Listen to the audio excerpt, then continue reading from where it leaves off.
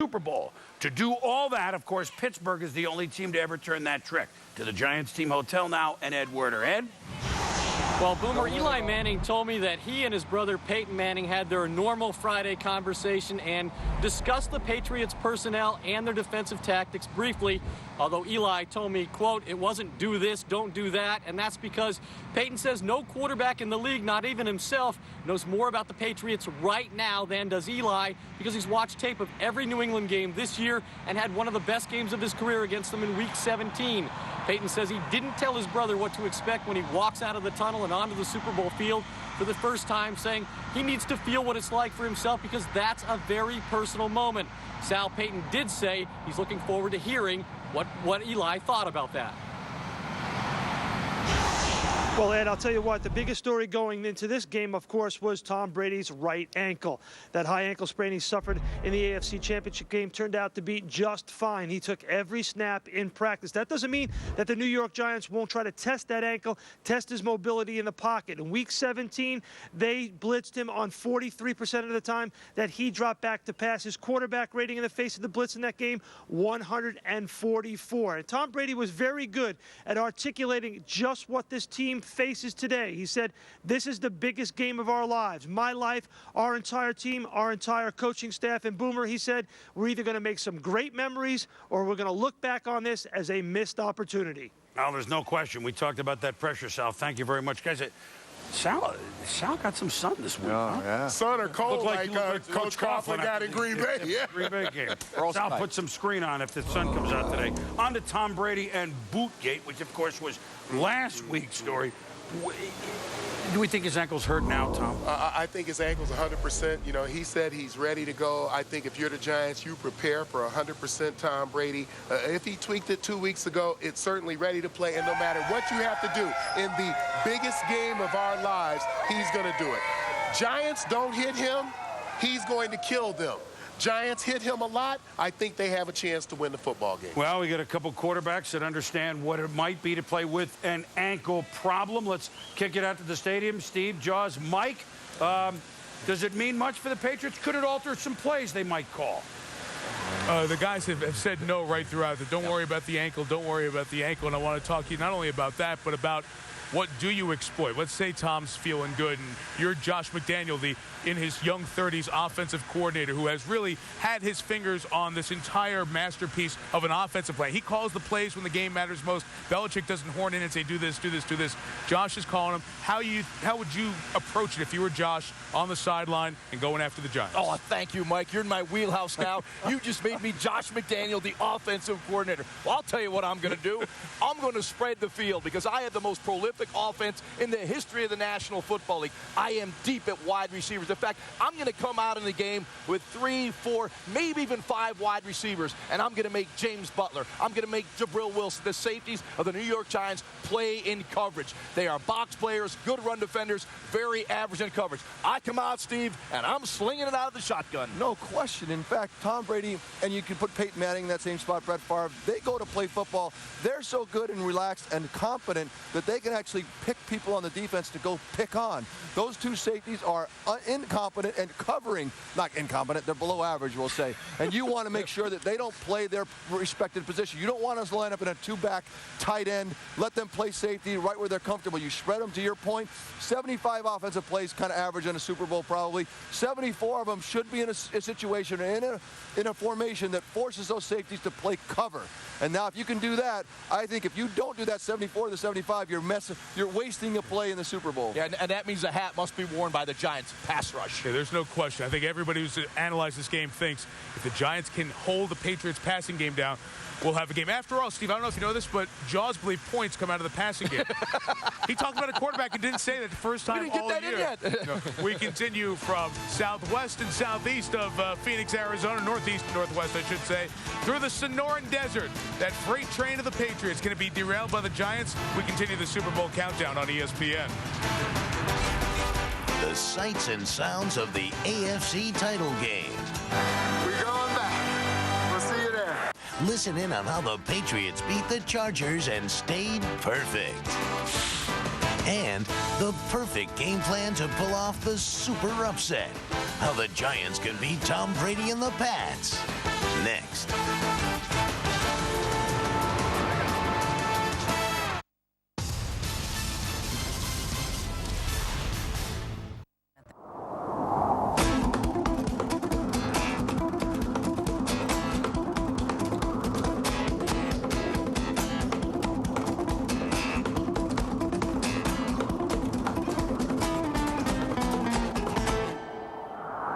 Thank you, guys. One other note on Tom Brady. Look for a lot of bootlegs today. Had to do it. You can't get to 19-0 until you get to 18-0. Number 18 for the Patriots happened a fortnight ago in the AFC Championship game against tougher than expected San Diego. The Patriots won it 21-12. The win actually reminded you of the old Patriots victories, with the defense standing strong. After all, the Bolts never dented the end zone despite being close, settling for 4 field goals. Here's how it sounded in soundtracks. All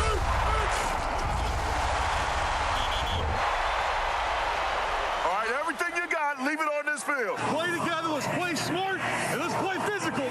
It is the AFC Championship game. David against Goliath. Who cares if that's 17-0? No mercy. Dominant 3, 1, 2, 3. Dominant. 20 seconds. Snap to Brady. Time. Fires over the middle. Down and in. Touchdown, Jabbar Gaffney. Anything can happen. Keep pushing and get the ball. The Chargers have picked off Brady 3 times. Right there for the taking. Let's go get it. Let's go get it. This is not the ball game they wanted, dog. I'm telling you. They scared over here, man. It's gonna finish. All right. Put it in now. Moving the ball down the field, the Chargers have done it even without LT, but the Chargers have settled all day today. 4 field goals, no touchdowns. All right, so look. Listen now. The running game, double teams at the point of attack. Play the in cuts from the right side and the out cuts on the left side. They're going to try to establish the run. No one runs on us. No one runs on us. 20 seconds. Go. Lawrence Maroney. Oh, brilliant running. We got to turn it up one more notch. Now we got to finish. And the Patriots come up big when they really have to. Get up, feeling, baby. Yeah. All right. The celebration has begun. Way to run that rock, boy. Super Bowl, here we come. So sweet. We going back. We'll see you there. Yeah, Teddy's now going to his 5th, but this is very interesting. In their collegiate careers, the Patriots have 9 guys that had a perfect season. That would include injured tight end David Thomas, the backup quarterback Matt Castle, IR and practice team player Vince Wilfork, remember with the Hurricanes, was 12-0 in 01. You might remember that Tom Brady, Michigan, won bowl game. In 97, were undefeated.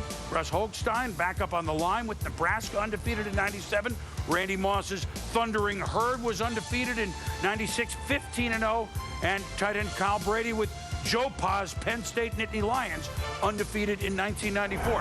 Very interesting. Well, they ended the regular season undefeated in a tough game against Michael Strahan of the New York Football Giants. Eli Manning to Kevin Boss. You saw the shirts before. Here was a touchdown on the G-Men. Led it at the half, 21-16. And remember, Eli threw a bomb early in the game. Here hits Plexico on Tom. Eli was great. They led 28-16. You know, he not only did a great job in the pocket, but he did a great job once he was forced outside the pocket, Boom. Then a portentable was to come in the playoffs, running of Lawrence Boney Maroney, 6 yards at 28-23. And then the last time we've really seen this, Brady to Randy Moss for 65 yards. You know, and they threw this play twice in a row. They did it. It was thrown a little bit short. They come right back. They throw it again. They complete it. That was the record for both. Now, the interesting thing about this Ellis Hobbs interception, it's the last pick that Eli Manning has thrown. He's not to turn it over in the playoffs. And, of course, 38-35, the Patriots won that game at the Meadowlands, in a game that certainly told the Giants, and they all talked about it this week, we knew we could play toe-to-toe with the best team in football. Now, how much better are they now than they were then? Probably quite a bit. So for the Giants, Emmett, fellas, a perfect game plan tonight. What would that be for the New York Giants today? First of all, Boom, there's no such thing as a perfect game plan. Let's get that clear. But if there's something that I have not seen a team do to Tom Brady, number one, everybody's blitzed him. Everybody's also played a little zone. But one thing that I would love to see somebody do is have 3 down linemen, especially since I got Umanure, Strahan, and Tuck. Rush 3, drop 8, play zone, deep, play man underneath, and hit people. Hit people. Emmett, Jacksonville did that. Jacksonville did exactly the same thing. Jack made a decision. Going in, they were not going to blitz them. They didn't beat them. Here's the perfect game plan. I got one. You must go into this game with the idea that you can outscore this football team. That's the only way you're going to win it. You must believe you can outscore. But you got to stop them eventually. I know that's all fine and dandy. Everything's fine and dandy. I had dinner last Tuesday with a little birdie, and that little birdie said, we left a lot on the field. We left 21 points on the field. Everybody leave points on the field. We left 21 points on the field. So they beat them, they scored 38. Put the 21 that they left on the field, boom, you went to Brown, you do the math. Well, thank you. 38, 21, cover the net, carry the one. That'd be 59 points if that happened. Well, the New York Football Giants, there they were. Here we go. Don't be afraid to come over here now. The game plan that I'm looking for the New York Giants is Steve Spagnuolo, the defensive coordinator. He's the son of Jimmy Johnson, the Eagles' defensive mastermind. The game plan the Eagles have when the Patriots are high-flying on offense was different than Baltimore ran, different than Jacksonville ran. They counted on a big pass rush up front, and then they sent different packages of blitzes. Look back at that Eagles game, see if you see a lot of similarities in the way, here comes the safety, here comes the corner, here comes nobody, here comes the backer. Where are they coming from? Can they confuse the blocking? I think that's something to look for today. A little Eagles maybe in the Giants game plan. We'll be back.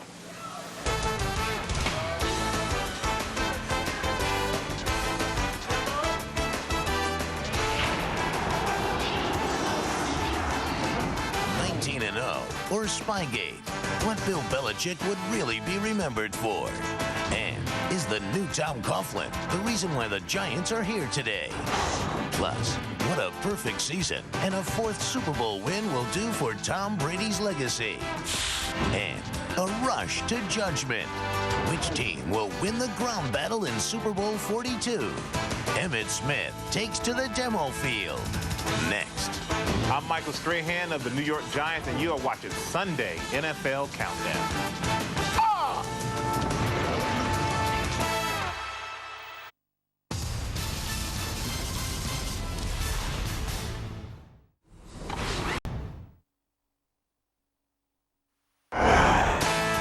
You are watching a special edition of Sunday NFL Countdown from Arizona, presented by IBM. The scene here at Southbridge at Scottsdale, all over the desert, all over America, all over the world, getting ready for Super Bowl 42. Already, the fans at least have their game faces on. It's not only the Patriots that have had a historic season to date. After losing their opening game on the road at Dallas, the Giants have won an amazing record 10 straight away from home, including, of course, all 3 in the playoffs, at Tampa Bay, at Dallas, and at Green Bay in quite an array of temperatures. Only the 2005 Steelers and the 1985 Patriots won 3 road playoff games before, and as we mentioned, of course, Pittsburgh's the only one that then could cash in on winning the Super Bowl. Back to the G-Men and Ed Werder. Ed?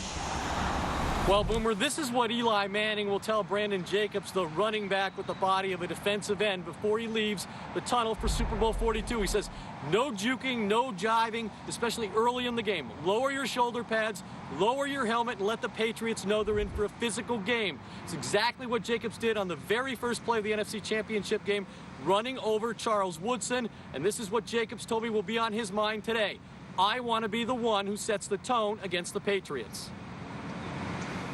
Pick out one of them and put it to them and let them know that you got 4 quarters to go of this.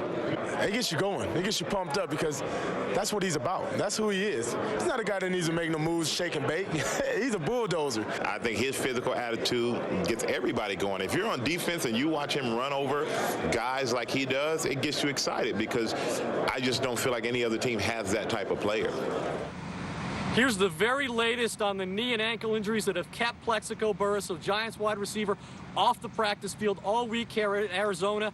I inquired about his health. He said, quote, I'm ready to roll. Boomer, the buses roll out of here in 3 hours. All right, Ed, thank you. The bus might include offensive game plan, taking a page out of the 90 Giants game plan that won the Super Bowl. Remember, both coaches, Coughlin and Belichick, assistants on that squad. They control the ball for 41 minutes against high-powered Buffalo in their offense. Now, 41 minutes today with a running game of thunder and lightning. Jacobs and Bradshaw might be a lot to ask, but 35 minutes? Maybe. To our IBM field now for a look at the way the Giants block on the run and the way the Patriots have cleared 244 rushing yards for Boney Maroney. Fellas, how have they been getting it done, Emmett? Boom, I tell you what, when you look at the New England Patriots running game, obviously Lawrence Maroney is the lead guy. And here on this run right here, the inside trap play, but he bounces it outside. This is when he was younger and a rookie. Once he get outside, he keep going out to the left. Now in the zone stretch play, you have everybody blocking outside. You see the inside cutting lane. He gets inside and he cuts back again. Now Lawrence Maroney needs to take that ball directly north to south so he can get bigger yardage there. Now when you look at Brandon Jacobs, he's a little bit different. They have man-on-man blocking, big boss, big on big. His job now, they've done their job. And when you pay me millions, you pay me millions to take it to the house. And that's exactly what he's doing. You got a kick-out block here.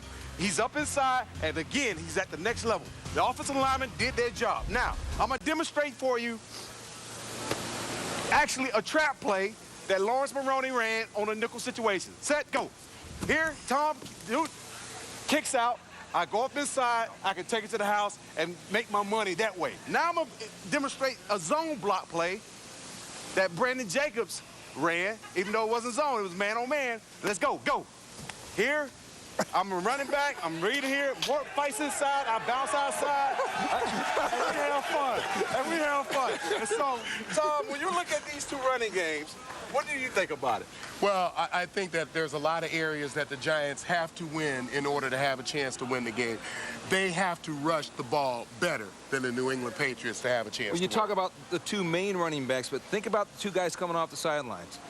Ahmad Bradshaw gives the Giants a cutback ability. He didn't play against them a month ago.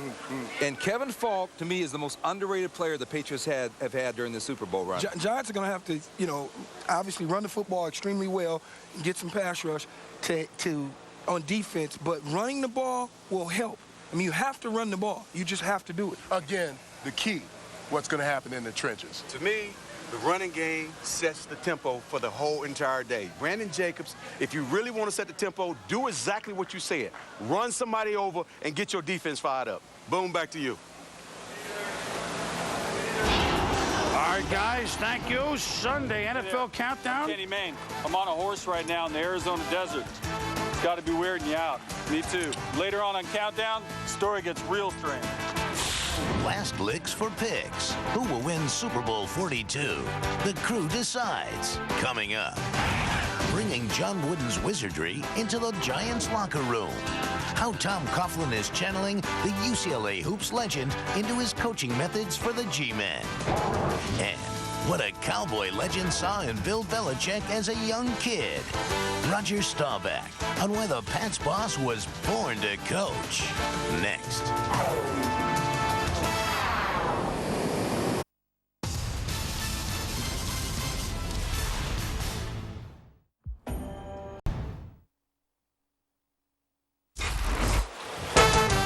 Again, our aerial coverage aiding our show, brought to you by our friends at Goodyear. Get there on triple tread technology.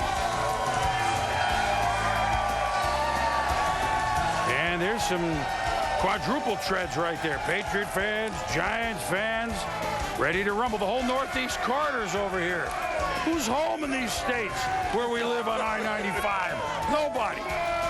Now, Saturday night, November 19, 2005, Bill Belichick's 86-year-old father, Steve, passed away. The following day, before flying back to Annapolis, Maryland to be with his mom, the son coached the Patriots to a victory over the New Orleans Saints without letting his team know what had happened.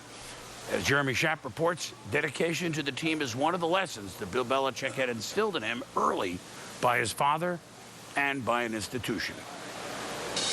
The Patriots are world champions again. Yes, it's a dynasty. In February 2005, the Patriots won their third Super Bowl in 4 seasons. In the celebration, Bill Belichick was surrounded by the team he'd shaped into a dynasty and embraced by the man who shaped him, his father.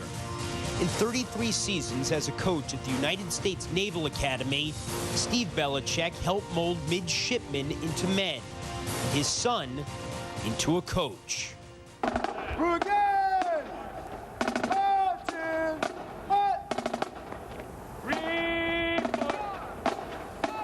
I really didn't realize how special some of those people were and how special that place was. I think it had a big influence on my upbringing, on my life, but also on my coaching career. You know, I was able to just as a kid hang around my dad and those teams. In 1956, when his son was 4 years old, Steve Belichick became an assistant football coach and advanced scout at Navy. An only child, Bill became a constant presence on the grounds of the Annapolis campus. We would be breaking down all the films, the opponents. And Billy would come in and sit down and watch with me, talk to me. He was always looking for things to do. He was always very interested. He was inquisitive. After practice, you know, I was a center, so I'd snap the ball a lot, and he would catch the snaps for me if I wanted to do some extra work. What is he doing there? It's cold, it's windy out here, but he wanted to be out there with his dad. He enjoyed it. He was almost like a mascot at times. He was always there, so I'd be throwing the ball with him. They were together, and the film was rolling, and Steve would say, Billy, what's the tight end? And tell me what he does. Billy's what, 7, 8, 9? It was a great experience for me to be able to go over with my dad when he would show the team the film at night of the next team that Navy was going to play and talk about, you know, breaking the film down. Here centered the most critical threat of global war since the surrender of Germany 17 years ago. Not even the Cuban Missile Crisis could break Steve Belichick's focus. In October 1962, with the world on the brink of a nuclear catastrophe, football was still foremost in his thoughts. Wayne Harden, our coach, came in and said, after you eat your meal, sit fast. And they rolled in the TV monitors, and on came President Kennedy for a national address. Shall be the policy of this nation to regard any nuclear missile launched from Cuba against any nation in the Western Hemisphere as an attack by the Soviet Union on the United States, requiring a full retaliatory response upon the Soviet Union. Oh my goodness, and we're talking about World War III here. And it says, okay, back to the projection room for the scouting report for Pitt the next week. I said, wow, and we're kind of, this is like our fate is sealed, and we now know what we're going to be doing. Football was not on our mind, and we walked in there, and Steve Belichick had smoke coming out of his ears, his nostrils. He was fuming. Don't these people know we have Pitt this week? That kind of single-mindedness is clearly genetic. The Patriots might be perfect.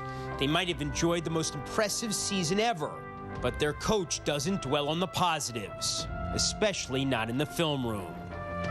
He's not showing us a lot of great plays. Believe me, we're walking out there going, what was the score of that game? I mean, did we win that game? Because, you know, I got MF for 30 minutes in there, like we got beat by 30 points. Bill Belichick is a no-nonsense coach. You're held accountable for your actions. And you learn that day one at the Naval Academy. He saw the discipline, he saw the accountability, but more importantly, I think, he saw the camaraderie we had. In the spirit in the military, no one's going to be left behind. You have a respect for someone other than yourself. When the New England came out against the Rams in the Super Bowl, they came out as a team. Randy Moss was an individual. He came into Billy Belichick's program. What is he? He's a member of the team. No one at the Naval Academy was bigger than the team. No great player we ever had, no great coach. And there was very little individualism or self-promotion. That's the way it's supposed to be. I never really saw much different than that, and that was it's a great place to start. Bill Belichick has been, thank you very much, Jeremy, very interesting as always. Bill Belichick has been with the Patriots 8 years. His record speaks for itself, 14-2 in the postseason, 3 Super Bowls, going for 4. The 40 years, the team began as the Boston Patriots in the old AFL in 1960 to 2 Super Bowls, one under Raymond Berry, one under Bill Parcells, but a lot of losing in the playoffs, a lot of records that aren't very proud of. And so what Coach Belichick did, along with the ownership of the Crafts, It changed the culture, certainly, of New England, if not all of the NFL this decade. What will Bill Belichick be remembered for the most, Coach? You know, I think, Boom, in sports, we're remembered for the records we set. You know, you hit the most home runs, you get the most, you score the most points. This guy's going to have the most Super Bowl victories. To me, that puts him right at the top of the list. And I was very impressed with the interview because I didn't know a lot of that. But I tell you one thing. He gets the best out of his football team because he demands the most out of them. And that's what Lombardi did. And there's nothing the matter with that. If guys are willing to pay the price, the rewards are wonderful. And I think people that have had the opportunity to play for him or coach under him, his attention to detail is nerve-wracking. I had the opportunity to play for Belichick on defense, believe it or not. As a Hail Mary, you know, you go out there, it's the end of the game, it's 15 seconds or less. I spent 30 minutes for 15 seconds on defense every single week as a New York Jet. But it paid off, Tom. Yes. Because I got an interception. You know, it paid off. And we went over everything, every formation you can think of. I think that greatness is always a combination of talent and coaching, and that's what they have. And just a little example of it. If you can do this. Coach Belichick comes to the sideline. He tells them Amani Toomer, Plexico Burris are running their routes a little bit deeper. I need to get more depth from my linebackers, get less cushion between the linebackers and the safeties. But if the team runs something outside, check down, split in screen, I need the corners to be force guys. I need my linemen to be quicker getting out to those plays because the linebackers are getting more depth. They're not going to get there in their normal amount of time.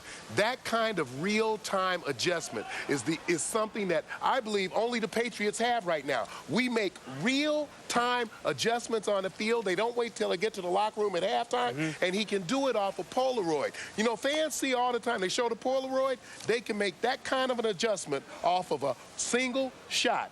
You know, other teams learn how to do it. Learn how to do that. Tom, you know, as a player, I know that sometimes when you're winning a lot, you can lose your focus. You can be distracted very easily because you have the tendency to take things for granted. What I love about Bill Belichick and his team, he has done a tremendous job of keeping his team focused. The Cowboys lost their way. They won so much, they got too comfortable along the way, and they lost their focus. Bill Belichick would not allow his team to lose their focus at this point in time. That's why they are 18-0 and have a possibility to go 19-0. You know what he does so well? You've all hit on it. You know, Key. He breaks down in the film. What do you do best? Your opponent, what do you do worst? What does my team do best? What does it do worst? Well, now let's put everybody in the best position to succeed accordingly. And also, right, Coach? Absolutely. That's all it's about. You put your players in the best position that they can play the best football possible. And also, I find it interesting. We're going to have Coach Shula here later. I want to ask about it. Like Coach Shula, you've kind of changed. Like Bill Belichick, defensive whiz. Now he is the offense that scored the most points. Like, this is what we have. This is what we do. It's not just plug it into, here's the way I always play it. Shula went from low scoring to high scoring. So, I mean, the great ones know how to roll with what they have. And speaking of great ones, we roll with what we have at the stadium. Mike, Steve, Jaws, Steve Marino, what is Belichick's legacy with you? Well, for me, you know, the 49ers were ahead of the game in the 80s with the West Coast offense, and very few people slowed us down. Every time we faced a Bill Belichick team, whether it was New York Giants or Cleveland Browns, we were frustrated, and he was frustrated because they were so physical with our receivers. He believed that the best way I can get to the quarterback is by attacking his friends, which is a tight end and wide receivers, and slowing them down, and then we will get to the quarterback. And I remember those games always when every angle was taken from us. At cover two, we had all these trouble getting off the line of scrimmage and getting into our offense. And so, to me, the legacy from my perspective is frustration. He pushed the envelope. He was always looking for that defensive hold. We can't call defensive holding 45 times, so we'll hold every time. You'll call it 3 or 4, we're fine. And I think that's the way he coaches, pushing the envelope, so we talked about earlier in the game. But he also is so tactical. I think I would have loved playing for him because he cares about people that love the game deeply into the intricacies of the game. That's why Tom Brady thrives. That's why those defensive Teddy Bruschi thrives. And I think that's why he looks for a certain type of player. You know, Steve, I think you're right on. I believe Tommy Jackson was right on when he was talking about the X's and O's. Bill Belichick is a great designer of offense, defense, special teams, but he's also very smart when it comes to winning the psychological battle, and that is very important. Let me give you an example of that. Think back to Super Bowl 36 against the Rams, the greatest show on turf. Well, Bill Belichick coached against Mike Martz's psychological approach to the game, knowing that Mike Martz wanted to win the game throwing the football. Coach Belichick played 5 and 6 defensive backs in that game. The psychological approach he won with. Spin this forward to today's matchup. He's going to coach against Tom Coughlin. He has a profile of Tom Coughlin. He has a profile of Steve Spagnuolo. He has a profile of Kevin Gilbride, the coordinators for the Giants. He will coach against their mentality, not only their X's and O design. And, Josh, I got a real lucky opportunity to see some of that firsthand. 2 years ago, Super Bowl 40 was on ABC. We were doing the pregame, and Bill Belichick was sitting right in the seat you are, right next to me, right on the field before the game. And Bill was breaking down the Steelers and the Seahawks and really gave me a great perspective on what was going to happen. And son of a gun, 3 hours later, the thing played out almost exactly the way he had planned it out. And I was relating that story to Tom Brady when we did the Monday night game in Baltimore. And I said, when Belichick presents the opponent on Wednesday morning in that team meeting, what he says, how much does that resonate with the players? Brady turned around his playbook and opened it up, and he showed me in pencil all this little detail. Remember that? Yep, all these notes. Yeah. And he said, son of a gun, every week, if you look back at that, most of what he says on Wednesday morning happens by Sunday afternoon. What's funny about that is, then why is he taping it? He doesn't need to tape it. I know he's ahead of the game. Why do that? He finds a way to figure it. He's one of the 2 central figures that will be taking the field here in the University of Phoenix Stadium with teams hoping to win the Super Bowl. The other one is a man he has coached with before in Tom Coughlin. I want to take you back to week 16 of the NFL season. The Giants were playing on a very windswept day in Western New York, playing the Buffalo Bills. The Giants knew if they won that game, they were in the playoffs. Well, in the lead up for that game, the team meetings the Giants had, Tom Coughlin brought out for his team meeting a pyramid. It showed his Giants team exactly the steps they needed to take to find themselves right here in Glendale on the first Sunday in February. When you think of pyramids and coaches and motivational tools, what comes to mind right away? The legendary John Wooden, the UCLA basketball coach whose pyramid of success has been used globally, not just in sports, but in the entrepreneurial world as well, as a motivation and a guide for how to get things done. Our Rachel Nichols discovered that Coughlin and Wooden's bond, well, it runs much deeper. You're not a loser until you make excuses. When you make excuses, you're putting blame on others. These are the words Tom Coughlin lives by, but they're not his. They belong to legendary UCLA coach John Wooden, a man he's never met, but whose coaching philosophy shaped him, and in turn, shaped the Giants. And he thinks Wooden is probably one of the greatest coaches ever. So he tries to implement a lot of those theories into the way we play and the way we practice. How often do you hear about John Wooden from Coach Coughlin? Oh, at least once or twice in even everyday speech. I keep his little blue book right there on the side of my desk. So if I'm preparing for a team meeting and I'm thinking about a subject, I might grab that real quick to see what Coach Wooden had to say about it. That little blue book, titled Wooden, A Lifetime of Observations, first came across Coughlin's desk in 1997, 2 years into his tenure as head coach in Jacksonville. Coughlin's admiration only grew after he got to speak to his idol on the telephone a few years later. I was nervous. I mean, I'm in my 50s, okay? And I'm a head coach.